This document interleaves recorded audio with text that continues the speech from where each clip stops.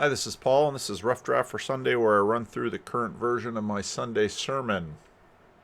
We had a Friday live stream today, and Jason Yunker pitched a question about individual transformation or conversion and societal transformation or sanctification. And I thought it was a good pitch. It didn't get a lot of discussion in that particular estuary group, but it does very much line up with sort of the flow of what we're doing as we're sort of going through the Bible again at the beginning. We have to hit Jesus by Christmas. So we're moving towards that through the Old Testament, in some ways going through with fairly blazing speed. Individuals can get sober, fix up their lives, but the reprogramming is uneven, and it won't necessarily spread to characterize a society. And even with the heroes in the Bible, or maybe with people that you know, some people may get converted and whole areas of their life might really clean up well, but other areas will be left untouched. Almost always our heroes have feet of clay, and as the old AA term goes, you're as sick as your secrets. Everybody has a blind spot, a weakness, a soft spot. And you look at biblical characters, even these great heroes. God saves the best man in the world, Noah, and not long after he gets off the boat, he plants a vineyard, gets drunk, and lies naked in the tent, only leading to leading to the curse of one of his sons. David, when he's a young man, and we're reading through David with my men's group, he can seem to do no wrong, but as king, he'll kill a man, a faithful servant of his, covering up David's own adultery. And he was a terrible father. Elijah, this great man of faith that shows down the prophets of Baal on Mount Carmel, with just a word from Jezebel, he runs and hides and, sobbing and nearly sucking his thumb. Now, God refocuses on individuals in chapter 11 and 12 with the call of Abraham. And then last week again, we saw the call of Jacob. But Jacob's sons aren't going to necessarily be such a great lot. They sell their brother Joseph into Egypt, and even as when Jacob dies, as we saw last week, Joseph's sons are a lot like Joseph, and they fall down and they try to manipulate Joseph so that he won't kill them, not sort of like Jacob, their father, not being able to sort of accept grace. Now, Joseph and his brothers and all that generation died. But the Israelites were extremely fruitful, and they multiplied greatly, increasing in number, and became so numerous that the land was filled with them. It's a sign of God's blessing. Then a new king, to whom Joseph meant nothing, came to power in Egypt. "Look," he said to his people, "the Israelites have become far too numerous for us. Come, we must deal shrewdly with them, or they will become even more numerous, and if war breaks out, will join our enemies and fight against us and leave the country." So they put slave masters over them to oppress them with forced labor, and they built Pithon and Ramses as store cities for Pharaoh. But the more they were oppressed, the more they multiplied and spread. Now this is something that we could see in Jacob, we can see it in David. This is a theme in the Old Testament stories, that it isn't necessarily that the favor of God is so brilliantly revealed all the time, but even when someone tries to oppress them, like Joseph, he will rise to the top. The same is true for Israel here. So the Egyptians came to dread the Israelites, and they worked them ruthlessly. They made their lives bitter with harsh labor in brick and mortar and with all kinds of work of the fields. And in all their harsh labors, the Egyptians worked them ruthlessly. And then, of course, there's the drowning, and the midwives were moving quickly. Now, a man of the tribe of Levi married a Levite woman, and she became pregnant and gave birth to a son. When she saw that he was a fine child, she hid him for 3 months. But when she could hide him no longer, she got a papyrus basket for him and coated it with tar and pitch. She made an ark. and she placed the child in it and put it among the reeds along the bank of the Nile, and his sister stood at a distance to see what would happen to him. Again, God starts with an individual. When Pharaoh's daughter went down to the Nile to bathe, and her attendants were walking along the riverbank, she saw the basket among the reeds and sent her female slave to get it. She opened it and saw the baby. He was crying, and she felt sorry for him. This is one of the Hebrew babies, the ones we're supposed to drown. Is she going to drown her, take him out of the basket and drown him? No. Then his sister asked Pharaoh's daughter, "Shall I go and get one of the Hebrew women to nurse the baby for you?" "Yes, go," she answered. So the girl went and got the baby's mother. Pharaoh's daughter said to her, "Take this baby and nurse him for me, and I will pay you." So the woman took the baby and nursed him. And when the child grew older, she took him to Pharaoh's daughter, and he became her son. Now, those of you who in our men's group have been, well, many of you watching this aren't in the men's group, pretty much only Chemo and Bowtie maybe. There's you sort of see a Samuel connection here. When the child grew older, she took him to Pharaoh's daughter, and he became her son. She named him Moses, saying, "I drew him out of the water." One day, after Moses had grown up, he went out to where his own people were and watched them at their hard labor. He saw an Egyptian beating a Hebrew, one of his own people. Looking this way and that and seeing no one, he killed the Egyptian and hid him in the sand. Moses is a liberator. Now at 40 years old, he's ready to come into his calling and to set his people free. And he'll do it by killing the Egyptians. Maybe they'll rise up. Maybe there'll be a slave revolt. The next day he went out and saw two Hebrews fighting. He asked the one in the wrong, "Why are you hitting your fellow Hebrew?" The man said, "Who made you ruler and judge over us? Are you thinking of killing me as you killed the Egyptian?" Then Moses was afraid and thought, "What I did must have become known." Maybe Moses was under the apprehension that there's this fellowship beneath all the slaves. Moses can no longer imagine Hebrews good, Egyptians bad, or slavers bad, slaves good. There's no brotherhood of the oppressed. I've started reading an interesting book on the Korean War, and two important characters in the Korean War are Stalin and Mao, both of them sort of at the height of their power. Each leader thought himself a communist. It was under that banner, that great banner of liberation, that all of the world's oppressed would be liberated. Stalin thought of the oppressed as the proletariat. Mao thought of the oppressed as the peasants. Stalin and Mao could not get along. They were both nationalists as well. There might be on occasions when they got together talk of the fraternal communism and how it bonded two great nations and the world's masses, but the truth was that each looked at each other and saw a potential enemy. From Mao's perspective, the Soviets had almost always been an insular conservative force favoring only what helped Russia, with little interest in aiding the potential fraternal allies that could not hold power. Mao was frustrated that the Russians didn't give them guns to fight the Japanese. Stalin was frustrated that Mao's Red Army didn't seem to do much fighting of the Japanese once the Americans got involved because, well, let's just sit back and wait for the Americans to beat the Japanese and then we'll just take over. To Mao, the Soviets might be communists, but they were first and foremost Russians. Stalin had liked Chiang Kai-shek. Mao believed because he was weak, and thus sure to preside over a weak China. To Stalin, Mao might be a communist, but a most unlikely one, lacking a connection with the proletariat, of which China had little. He was too much like a peasant himself.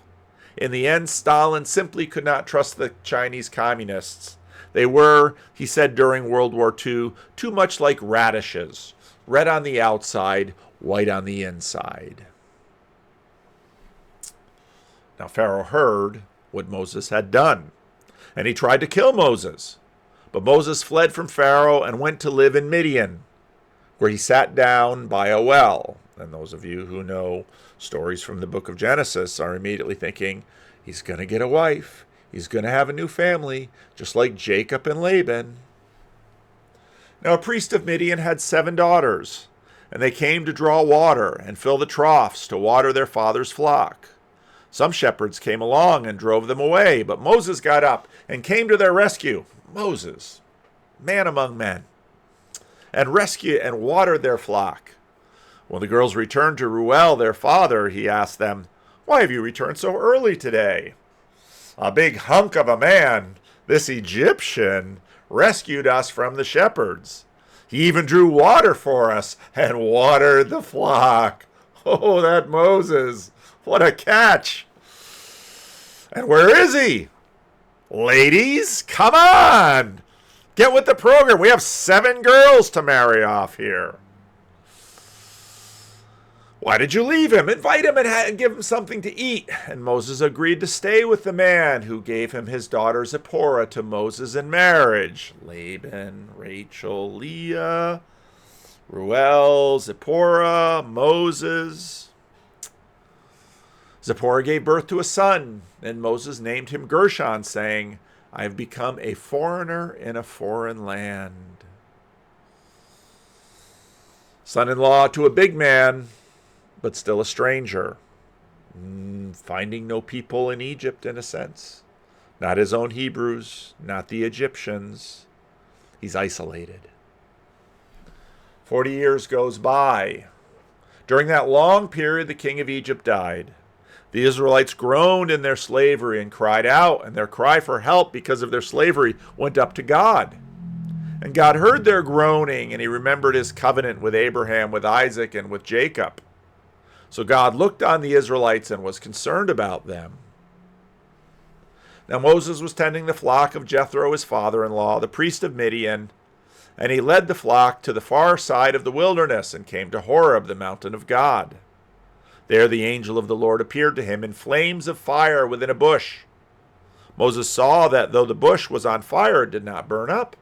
So Moses thought, "I will go over and see this strange sight, why the bush does not burn up." When the Lord saw that he had gone over to look, God called to him from within the bush, "Moses, Moses." Moses said, "Here I am." Remember, Samuel called in the tabernacle. Moses called in the bush. "Do not come any closer," God said. "Take off your sandals, for the place where you are standing is holy ground." Then he said, "I am the God of your father, the God of Abraham, the God of Isaac, and the God of Jacob." At this Moses hid his face because he was afraid to look at God. The call of God, the call that went to Abraham, the call that went to Jacob, now it's calling Moses. We have a job for you to do. And Moses is afraid. Now Abraham and Jacob founded a great nation, and Israel has become great. Moses begins as a liberator in the style of most worldly liberation. Kill the Egyptian. Lead a slave revolt. He discovers Hebrews can kill one another too. Over 40 years watching his father-in-law's sheep in the wilderness, God now ambushes him at the age of 80 and calls him to be God's agent of liberation. But what sort of liberation is God intending? The Lord said, "I have indeed seen the misery of my people in Egypt. I have heard them crying out because of their slave drivers, and I am concerned about their suffering. So I have come down to rescue them from the hand of the Egyptians and will bring them out of that land to a good and spacious land, a land flowing with milk and honey, the home of the Canaanites, the Hittites, the Amorites, the Perizzites, the Hivites, and the Jebusites. And now the cry of the Israelites has reached me, and I have seen the way the Egyptians are oppressing them. So now go, I am sending you to Pharaoh to bring the people of Israel out of Egypt." But Moses said to God, "Who am I that I should go to Pharaoh and bring the Israelites out of Egypt?" He gave up that vocation 40 years ago. God said, "I will be with you, and this will be a sign to you that it is I who have sent you. When you have brought the people out of Egypt, you will worship God on this mountain." Now, liberation is hardly politics deep. And Moses now understands this, that, okay, you get the people out, and then what? Moses would really like to be excused. What name can I give them that the elders will recognize? God gives him his name. What if they don't listen? God gives him miracles. His rod into a snake. Hand turns leprous. Nile water to blood. He says, but I don't speak well. Pardon your servant, Lord. Please send someone else. Let me be with these sheep. I'm already an old man. Then the Lord's anger burned against Moses, and he said, what about your brother Aaron the Levite? I know he can speak well. He's already on his way to meet you, and he will be glad to see you. You shall speak to him and put words in his mouth. I will help both of you speak, and will teach you what to do. He will speak to the people for you, and it will be as if he were your mouth, and as if you were a god to him. But take this staff in your hand, so you can perform the signs with it. God won't let Moses out of it. And hence begins one of the most amazing relationships between God and man that you can find in the Bible. By God's hand, through Moses' voice, Pharaoh and his gods will be utterly humiliated, and Israel will leave Egypt on dry ground, with Pharaoh's army drowning in the Red Sea. 40-year-old Moses might have been satisfied with such an outcome, like the glorious ending of a movie, but anybody who watches a love story knows that when the couple finds each other and gets married, well, that's just the beginning of the story. Jason Yonker, who works in recovery ministry, knows that sobriety is just a beginning. Once you're free of the shackles of alcohol or drugs, now you've got a whole lot of other hard work to do. Part of the reason people drink sometimes is to avoid the pain and the frustration and the discomfort and the suffering. Now you've got to own up to it, and you've got the work as well. It's an important platform for commencing life, not its conclusion. Moses will quickly learn that getting Israel out of Egypt seems relatively easy compared to getting Egypt out of Israel. Moses, among the men of the Bible, is nearly without peer. Intense, personal, intimate collaboration and relationship with God and his mission. Moses will be like the conduit through which the law is received, and Israel will become something beyond slaves. But even Moses won't enter the promised land. Moses will work with God face to face, but even the veiled face, bright with God's glory, will fade. And Moses' great project, the formation of Israel, will stumble. Moses would be threatened often by Egyptians and by Hebrews, but never killed. One would come after him. He would do miracles greater than Moses, demonstrating God's authority. He would bring a new law down from a mountain. He would shepherd a people with too much empire inside of them for their own good. He would feed, heal, comfort, and admonish his flock. He would be killed for his service by both the Egyptians of his day, the Romans, and those that he came to save. Now we praise God that the naive, egotistical liberator was put out of Moses from the start, right from the beginning. Moses was no Stalin. Moses was no Mao. Moses, you couldn't find a more humble man than Moses. He knew that he was a servant of God, and this was God's mission, not his, and he would follow it faithfully and loyally and to the end of his life. Moses would, for the most part, be the sort of humble leader who followed God and wouldn't divinize himself.